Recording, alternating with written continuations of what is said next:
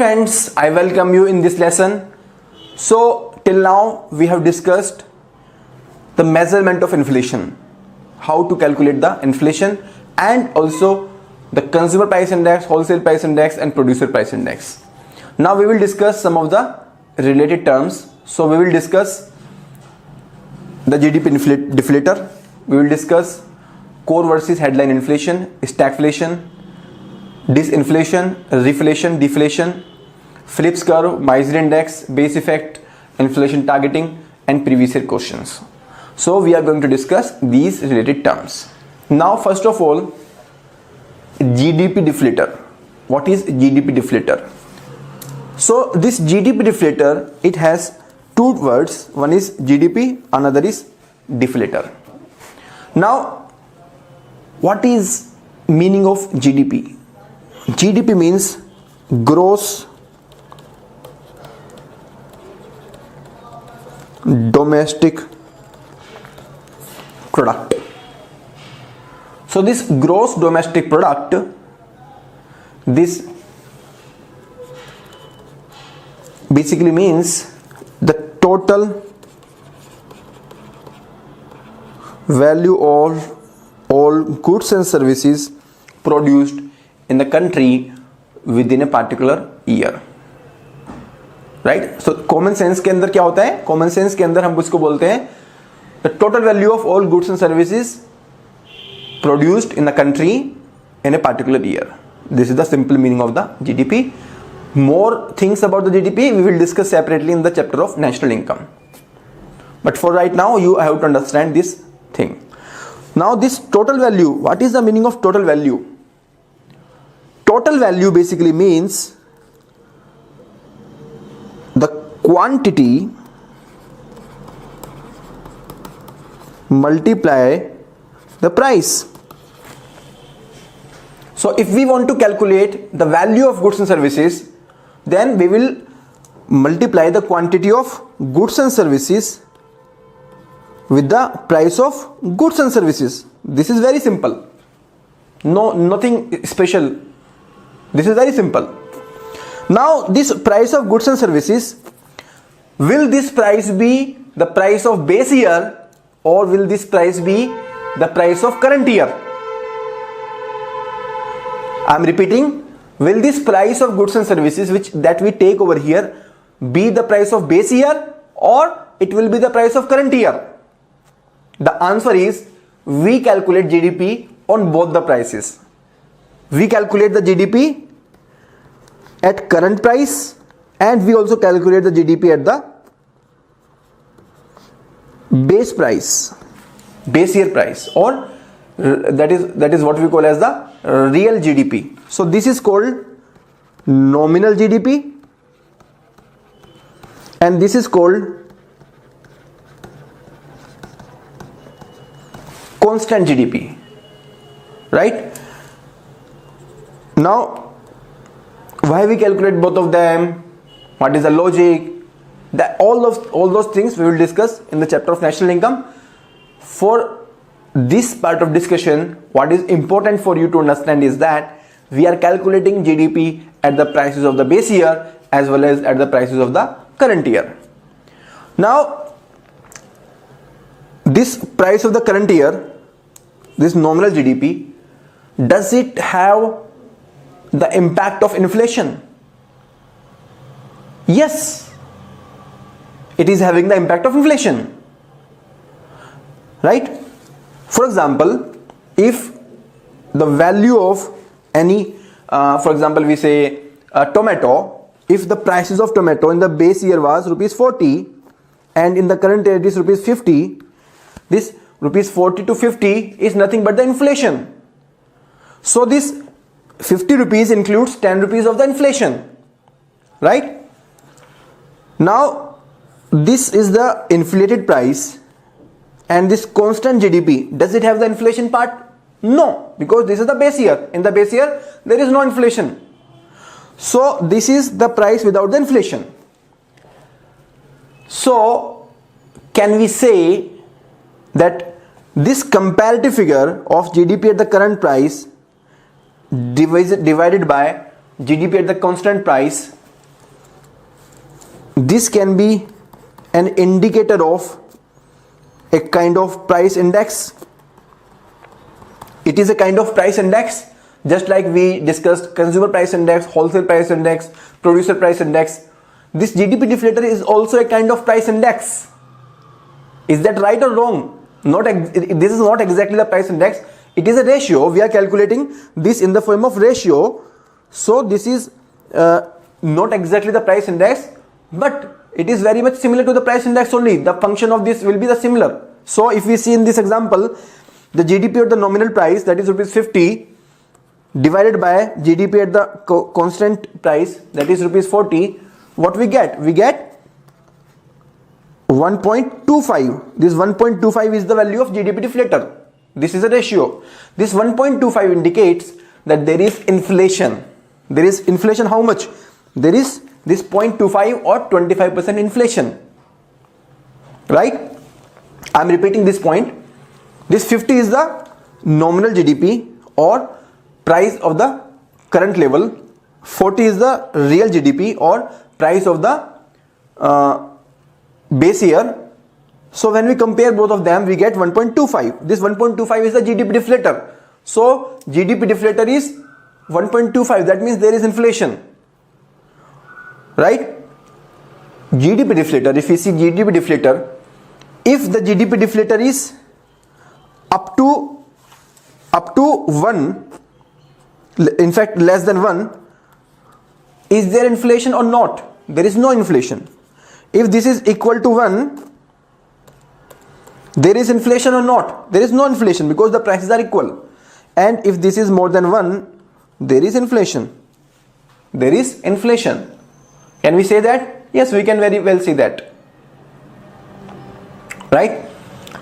So this GDP deflator, can we say that CPI was calculating the price index at the consumer level, wholesale price index was calculating the price index at the wholesale level.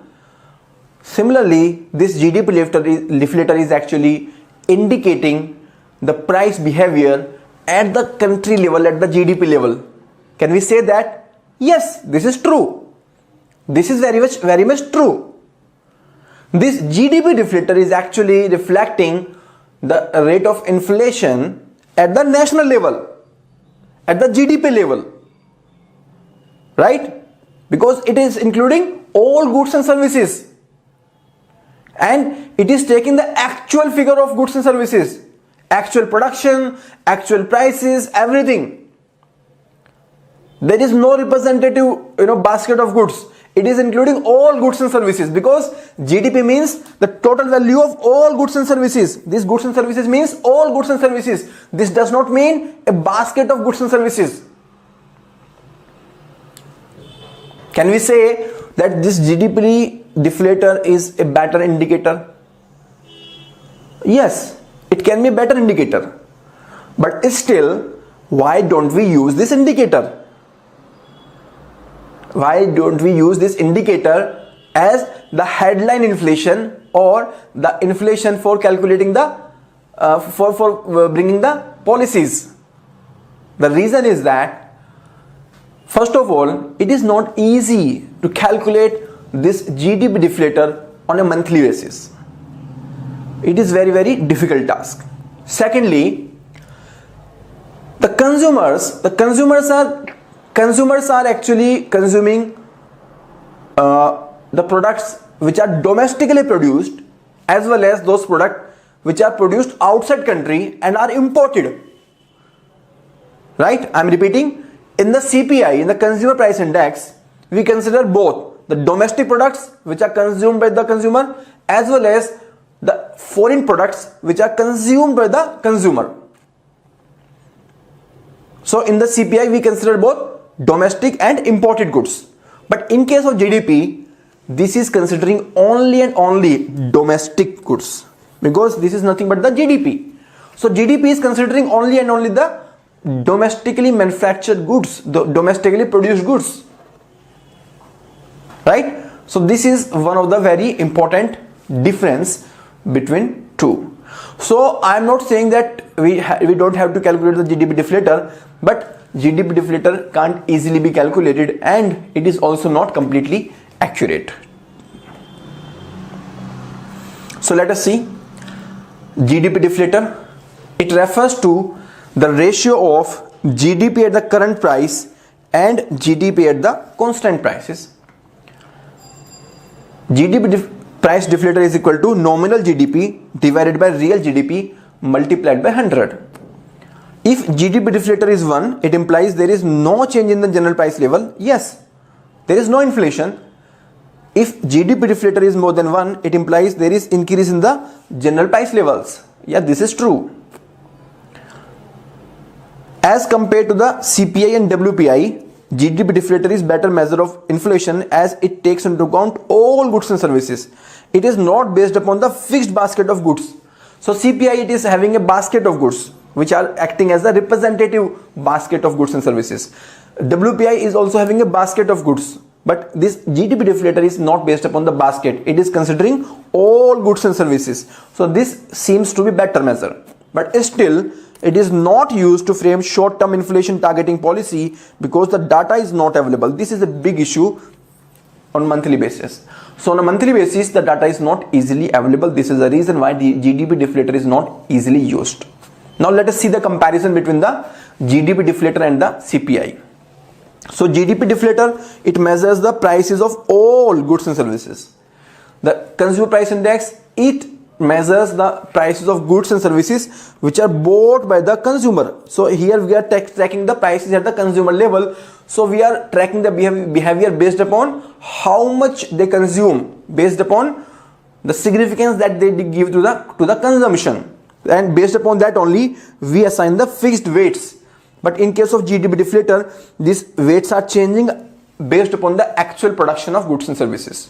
So in case of CPI, for the sake of easiness, we are assigning the fixed weights, but in case of GDP deflator, these weights keep changing. Then GDP deflator, it includes only domestically produced goods and services, because in the GDP there is word domestic, gross domestic products. So this D for domestic, so it includes only domestic goods. In the CPI, the consumer can have both all the goods and services bought, which can include the domestic as well as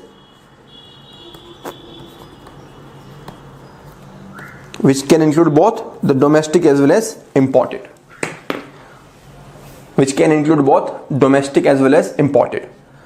Right? So this is the difference between the CPI and the GDP deflator. Friend, this is very crucial because this aspect has been given in the NCERT of the 12th class, Introductory Macroeconomy. So UPSC can ask this concept anytime. So be prepared, be ready. Now there is one more aspect regarding GDP deflator and the CPI. So GDP deflator is also not appropriate as far as price as a measure of price indicator is concerned, because you take the example, for example, in a particular year, the entire crop of oranges, it gets destroyed, right? It gets destroyed. So in case of CPI, what do you think? The prices of available oranges will increase or it will decrease? So when crop is destroyed, that means supply is reduced, and when supply is reduced, definitely the prices will increase. So prices will increase drastically. So CPI will capture that drastic increase in the prices of oranges because of the crop because the crop has been destroyed. However, in case of GDP deflator, this GDP will not include the destroyed oranges in its value, because GDP includes only that value which is finally available. So the destroyed oranges, they are not finally available, right? So GDP deflator will not consider anything about that part of the oranges. So the real GDP and the this GDP deflator, they will not indicate this crop destruction, right? So can we say that there will be substantial rise in the CPI, but this will not show up in the GDP deflator. So GDP deflator is also not completely accurate. This is the point that I wanted to highlight by way of this example, right? I hope the concept of GDP deflator and this comparison with the CPI is now very much clear to you. Now, core versus headline inflation. So I am giving you 60 seconds to think about core versus headline inflation, right?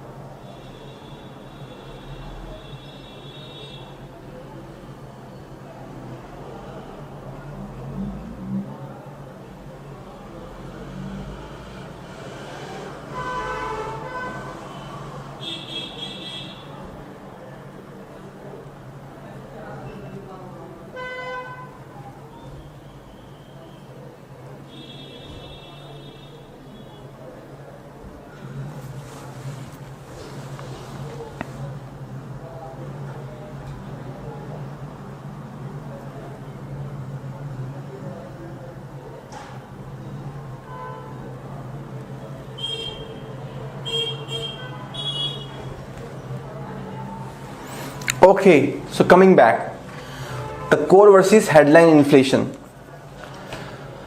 So this headline, what comes to your mind when we hear the point headline? Headline is basically nothing but the newspaper headline.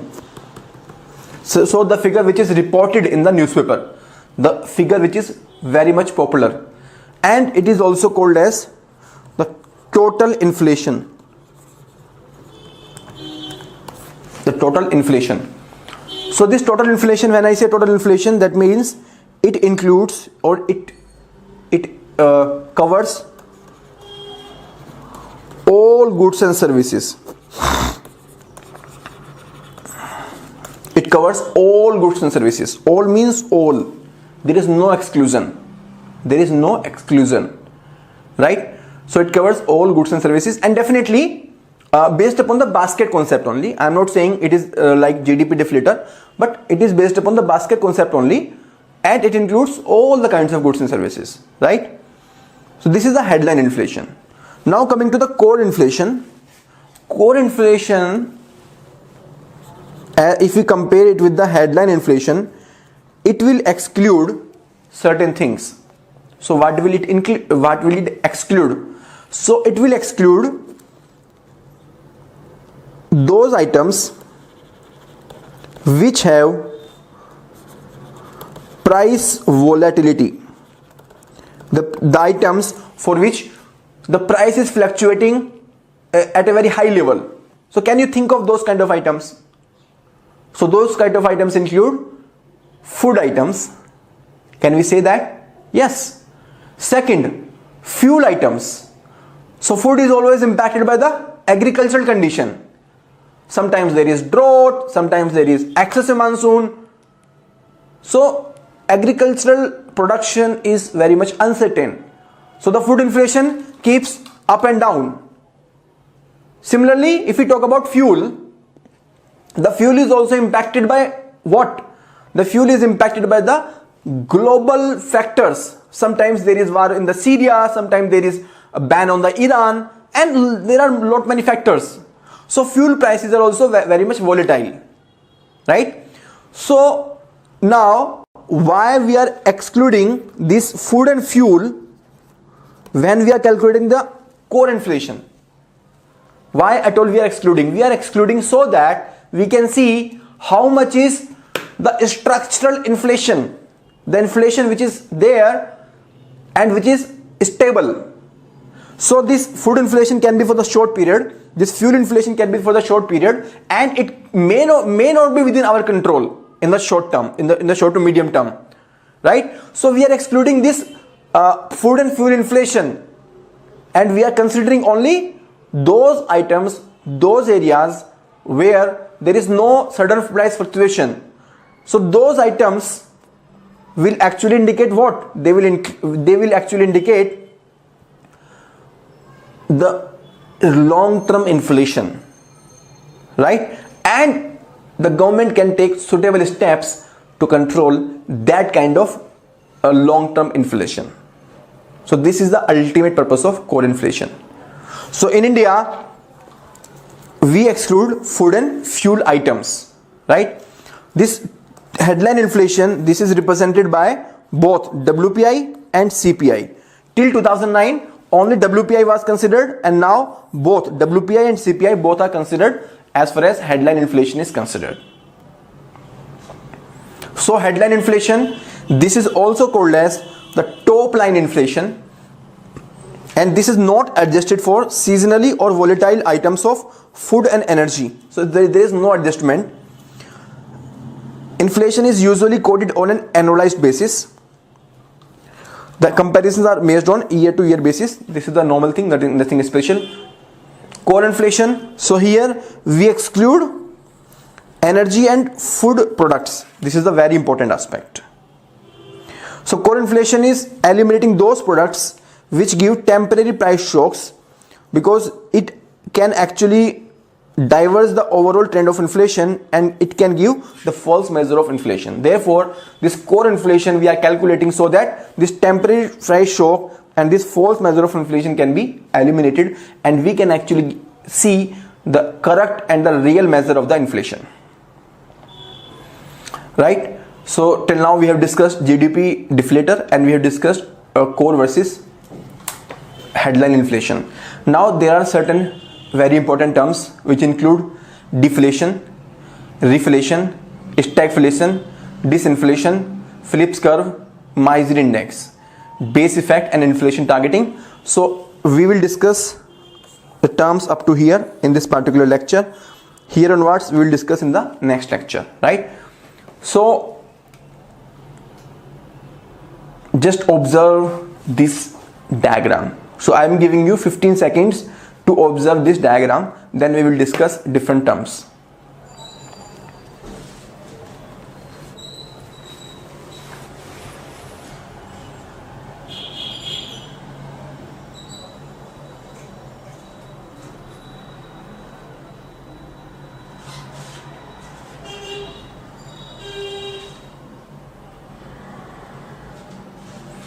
Okay, so let us come back.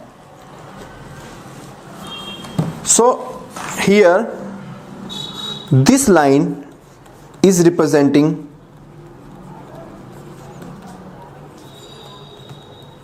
the rate of inflation equal to 0,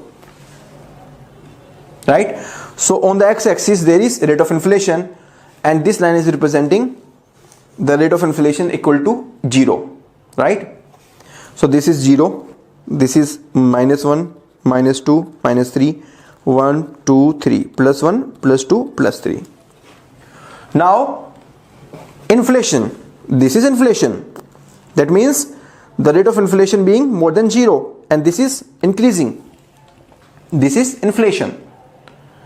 This is inflation. So this is persistent and appreciable rise in the general level of prices. This is inflation. Now what is the meaning of disinflation? Disinflation. So here we can see that inflation is rising, rate of inflation is rising constantly, and now this rate of inflation is declining. But be careful, that this rate of inflation is more than 0. This rate of inflation is more than 0. It may be declining as compared to the previous year, but this is more than 0. So can we say when the rate of inflation is declining compared to the previous years, then this is nothing but disinflation. So you can see there are two words, so this term disinflation has two words, dis and inflation. So we can see that inflation is already there, but the meaning of word this is that this is coming down, right? So inflation is coming down, the rate of inflation is coming down, right? So inflation is there but at a slow rate. This is the meaning of disinflation, right? So let us see.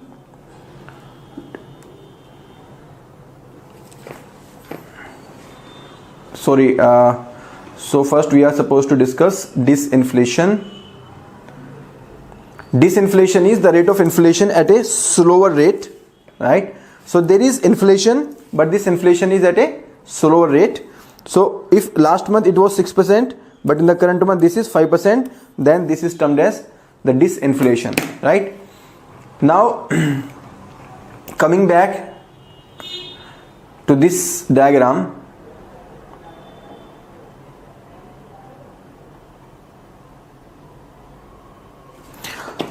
so here the next term is deflation. So deflation, you can see that deflation is referring to the rate of inflation less than 0. That means there is negative rate of inflation. There is negative inflation. This is the meaning of deflation, right? So when the prices are coming down, in case of inflation, prices are going up, but in case of this deflation, the prices are coming down.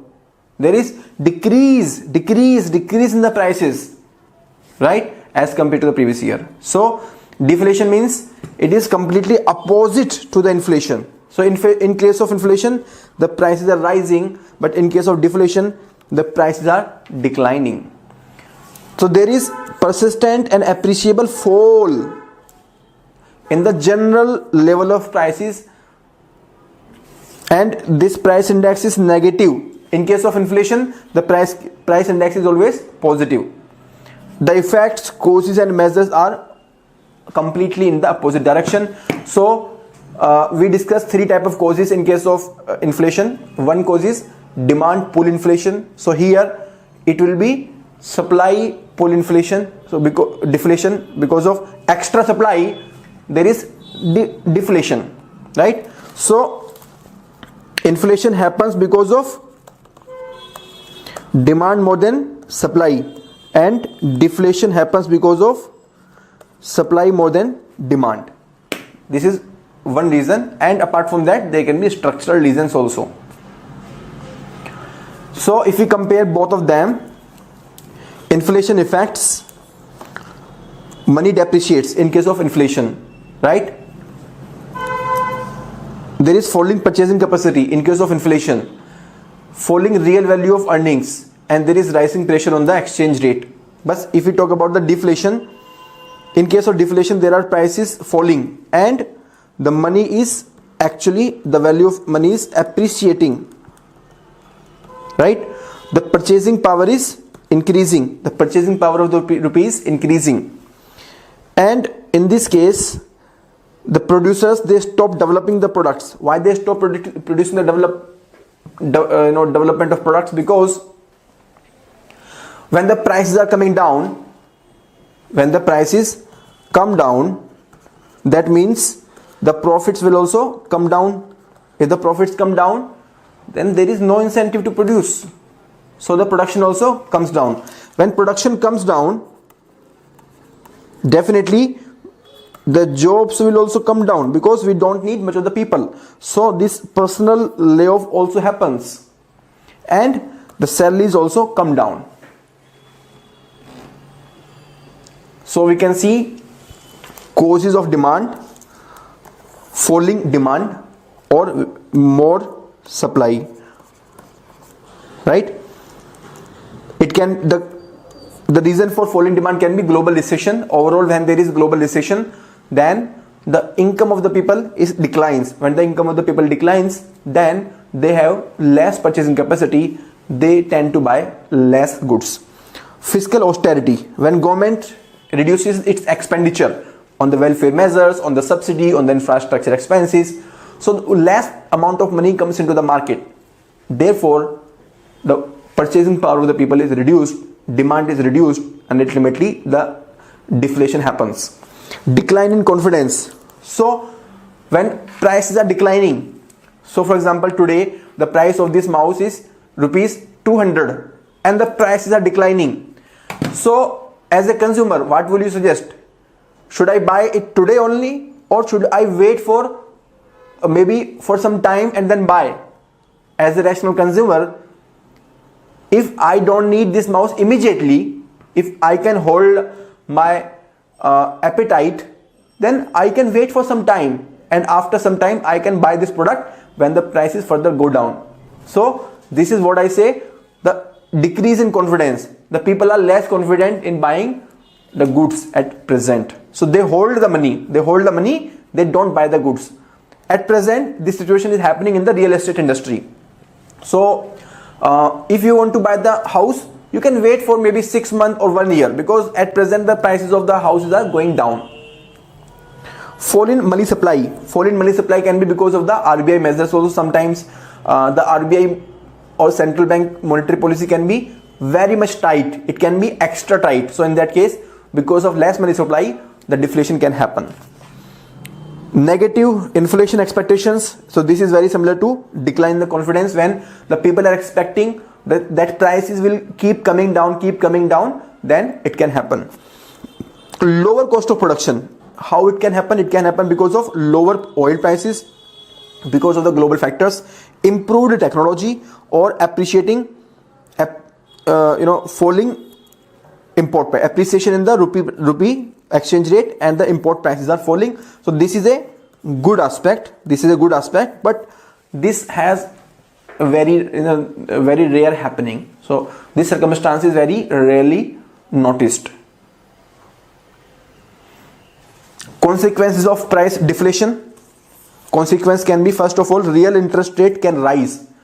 So for example, if the interest rate which is charged by the bank is 10% and there is negative rate of inflation, maybe 2%, then the overall cost of inflation will be 12%.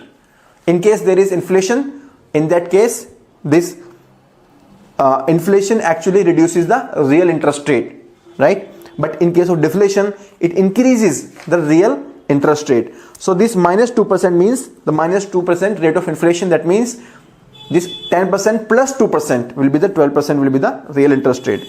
The real level of debt rises. Definitely in this case, who will benefit?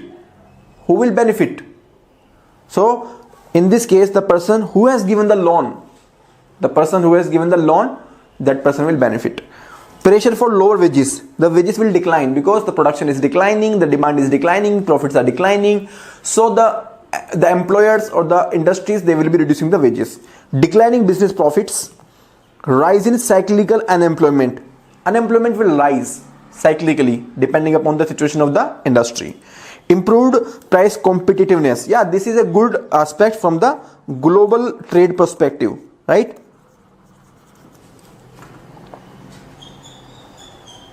Deflation's downward spiral, this is a very good image. This will show you a complete cyclical impact of the deflation.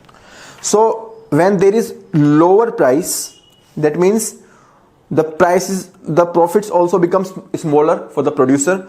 When the profits become smaller, there is reduction in the production, and when there is reduction in the production, the job cuts are there, therefore there is unemployment. When there is unemployment, then people, they don't have much of the money to save, so they spend less, and when they spend less, then the demand decreases, but supply do not decrease suddenly, supply is extra.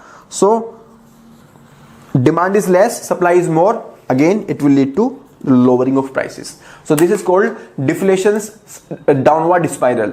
So unless and until there is some external intervention, so external intervention from the side of maybe the RBI or maybe from the side of central government in the form of fiscal policy and in the form of monetary policy, unless and until we have any of these measures, we can't really control the deflation in short to medium term. In the long term, we have to see what are the structural factors why this is happening in the economy. So there is one previous question. Let us see. Which of the following statements is an appropriate description of deflation?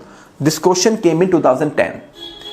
It is a sudden fall in the value of a currency against other currencies. No. It is a persistent recession in both financial and real estate sectors of economy. Okay, let us consider, but let's not say that this can be the option, but okay, this can be. It is a persistent fall in the general price level of goods and services. Yes, this is true. It is a fall in the rate of inflation over a period of time. Fall in the rate of inflation. No, this is what? This is nothing but the disinflation. Right? And this is deflation. So in this question, the question is asking about the deflation. So answer will be option C. So option C is the correct answer. So answer with explanation. It is a persistent fall in the general price level of goods and services. Option C is the answer. Again, coming back to this diagram only. So we have seen inflation, we have seen disinflation, we have seen deflation. Now what is reflation? Reflation, as you see, that this is actually negative rate of inflation only, but there is an effort to revive the negative rate of inflation. So when the government is trying to revive the condition of deflation, when the government is trying to revive the condition of deflation, then this situation is called reflation. This situation is called reflation, right? So here depression means when the GDP growth rate is falling. So normally in case of GDP falling, normally in case of negative growth rate, the government tries to boost the economy by way of giving some monetary or fiscal boost by supplying the money in the market or by expanding amount from the side of government. So either the central government will spend some amount or the central bank, it will ease the interest rate. So in this way, the more money supply will be coming into the market, and because of that, this condition will improve, and slowly from deflation we will be moving to the inflation, and this situation of movement from the deflation to the inflation is called reflation, right? So 4 terms again repeating. Reflation means movement from the deflation to the inflation by the government intervention. Inflation we have already seen. Disinflation, the rate of inflation is declining as compared to the previous year. Deflation means negative rate of inflation. So reflation means deliberate government action to increase the rate of inflation to stimulate the economy. Stimulate means pumping the money through the government policy or through the central government policy. The purpose is to redeem the economy from the deflationary situation. So this is the condition, you can see deflation, right? Disinflation we have already seen, the rate of inflation when it is slowing down. Now let us compare two words, disinflation and deflation, right? So disinflation, in this case we can see that price level is rising actually. In case of deflation, the price level is declining. What are the other differences? So in case of deflation, the general price level is falling, but in case of disinflation, there is moderation in the inflation rates. The sign of deflation is negative. The sign of disinflation is positive. The cause of deflation is excessive supply, and cause of disinflation is the government intervention to control the prices. Employment in case of deflation, this is less. In case of disinflation, this is more. Prices can be close to zero also, or very low. It can be nil also. But in case of disinflation, the price will come to the normal level. So earlier they were very high, now they are coming to the low level or normal level. Range of inflation is less than zero, that is negative, and here it is more than zero, that is positive. Demand supply gap. In case of deflation, supply is more than demand, and in case of disinflation, demand and supply, they are going hand in hand. Direction of price change. The price is declining in case of deflation, but in case of disinflation, the price is rising. Rate of price change. The price is falling at a very high rate, but in case of disinflation, the price is rising but at a gradual rate. Consumer behavior. Here the people will save the money. I gave you the example of this mouse. When the prices of this mouse is falling, I will save the money today, and I will expect that the prices of this mouse will decline further, and then I will expand. In this case, they will spend the money as and when they require the goods. Overall, the impact upon the national economy will be that the national economy will be weakening, but in case of disinflation, this will be stable and prosperous. So we have already seen the different terms which include GDP deflator, core versus headline inflation, reflation, disflation, disinflation, and now very important term, that is stagflation. So I am giving you 30 seconds. Please think about this, and then we will discuss about it.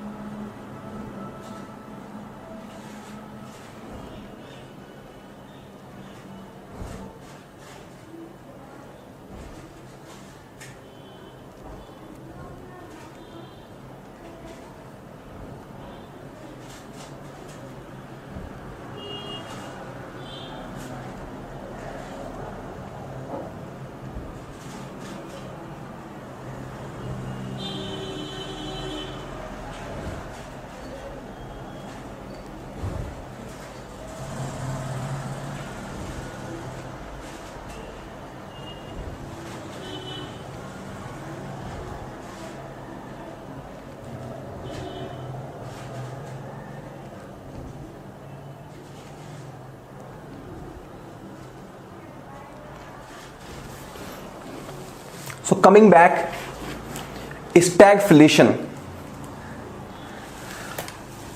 So it has two terms, stag and inflation, because this is a combination of two different words. One is stagnation and another term is inflation.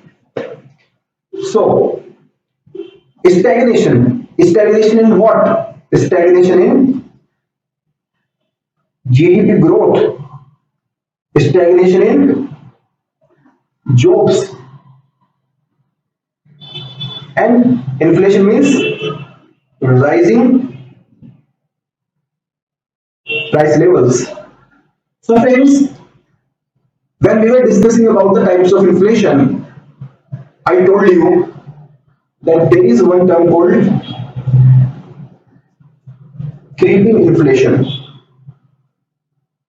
This creeping inflation is when the rate of inflation is approximately 5%, and I said that this is safe and necessary.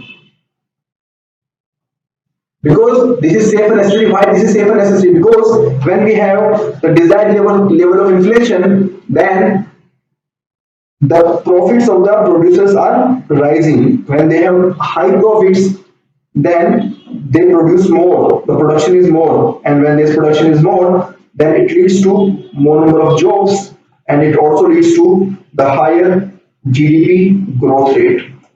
So this is the discussion that I did in that part. Now, so inflation is associated with increasing growth rate, increasing jobs. This is the normal condition. So in the normal condition, when there is inflation, then the jobs will be increasing and the GDP growth rate will also increase. But in this situation, I am saying that there is inflation, but jobs and GDP growth rate is falling. So this is a very contradictory situation. How is it possible? So this contradictory situation is possible when there is a condition of stagnation. There is a condition of stagnation, but still the prices are rising because of some external factors. So for example, if India is experiencing a very low level of economic growth rate, maybe 1%, 2%, right? So in that case, inflation should be also very low, right? But what can be the reason for inflation rate being still very high? The reason can be the cost push inflation, and this cost push inflation can come from maybe from the high global crude oil prices, right? Or maybe it is possible because of some natural disaster, because of some climate change problem. A lot of agricultural production has been swept away, and because of that, even though the demand remains same, even though the economy is stagnating, but still the prices are rising, right? And even after increase in the prices, there is no corresponding increase in the profit, there is no corresponding increase in the production, and there is no corresponding increase in the jobs and global GDP growth rate. So I hope you are getting the sense. So when inflation is rising, but that inflation increase has no impact upon the stagnant growth rate or stagnant unemployment rate, then this is the gold situation of stagflation, right? So stagflation refers to the situation where coexistence of stagnation and inflation happens. High unemployment. Stagnation is the contrary to Phillips curve. What is Phillips curve? We will discuss in the coming slides. So in case of stagflation, what are the possible conditions? It can be oil price shock, when the global crude oil prices are increasing at a very high rate, or it can be because of some government printing too much money within a short period of time. So when government is printing too much money, there is high amount of money in the market, but correspondingly there is no direct impact on the production and employment. Stringent regulations on the businesses and combined with high taxes. Because of high taxes, the inflation will happen. Because of high taxes, the cost push inflation will happen, and because of stringent regulation on businesses, what will the impact? The impact will be low production and low economic growth rate. So these are the possible conditions where the stagflation can exist.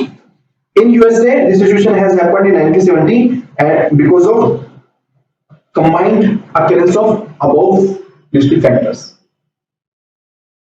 So stagflation can be say that prices are rising, but the economy is slowing down.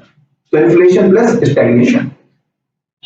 So in case of stagflation, inflation is there, rate of unemployment is high, there is recession, maybe it is because of poor implementation of government policies, and the GDP is low. So these are the factors responsible for stagflation. Now, coming to the Phillips curve. So I say that stagflation is opposite to the Phillips curve.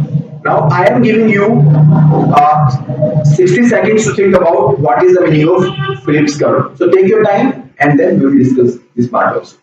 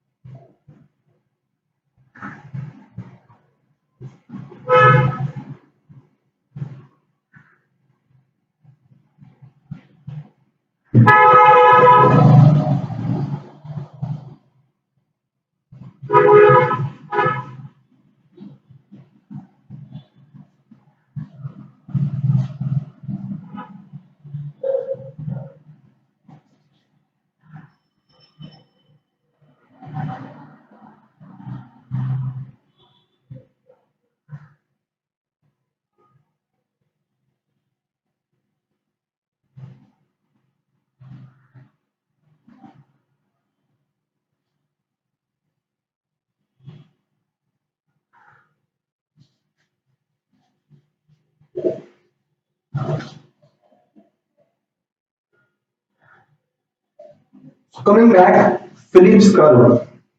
What is Phillips curve?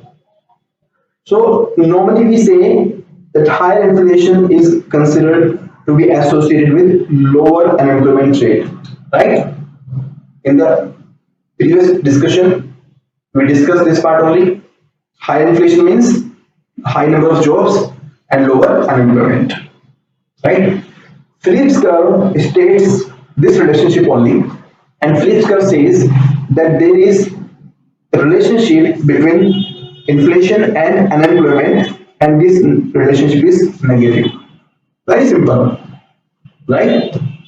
It is very simple. So it says that with economic growth comes inflation, which in turn leads to more jobs and less unemployment.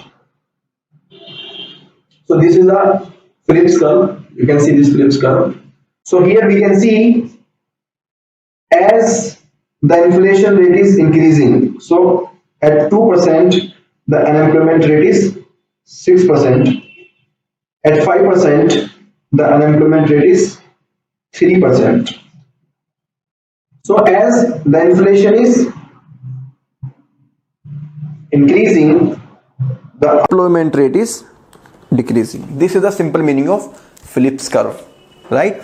So in the stagflation, what we were saying? We were saying inflation is also rising and unemployment is also rising. So Phillips curve and stagflation, they are opposite to each other. They are opposite to each other. Previous year question, let us see. Economic growth is usually coupled with, this question appeared in 2011, option A, deflation, option B, inflation, option C, stagflation, and option D, hyperinflation. So answer is inflation. We have just discussed. So answer is option B, inflation. Misery index. This is also a term associated with the Phillips curve. Misery, कंजूसी, or badhali. The better word will be badhali if we say in Hindi, right? What is misery index? Misery index is actually summing up. So what we did in the Phillips curve, we discussed about the inflation and we discussed about the unemployment, right? In case of stagflation, if we see, inflation is also rising and unemployment is also rising. In case of Phillips curve, inflation is rising, unemployment is declining, right? So tell me, inflation is good or bad for people? It is bad. If we say like above a certain level, it is bad. Unemployment is good or bad? It is bad. So both high inflation and high unemployment, they add to the misery of the people. So if we want to calculate the misery of the people, what we will do? We will add the inflation rate and unemployment rate. When we add the inflation rate and the unemployment rate, then this is called misery index, right? So let us see over here. The misery index is an economic indicator created by economist Arthur Ocken. It helps determine how the average citizen is doing economically. It is equal to the sum of inflation and unemployment rate, and higher the index, more is the misery, and lower the index, less is the misery. Very simple. And in the recent times, we are also including the factors like banking lending rates. The bank lending rates are also directly impacting the misery status of the people. So the banking lending rates are also added to the inflation and the unemployment rate. In some countries, the misery index is calculated in that way. So this is the meaning of misery rate. So with this, I complete this session, and in the next session, I will be discussing base effect inflation targeting, and then after we will discuss rest of the previous year questions, and after that we will also see some of the practice questions, right? So with this, I complete this session. Thank you very much.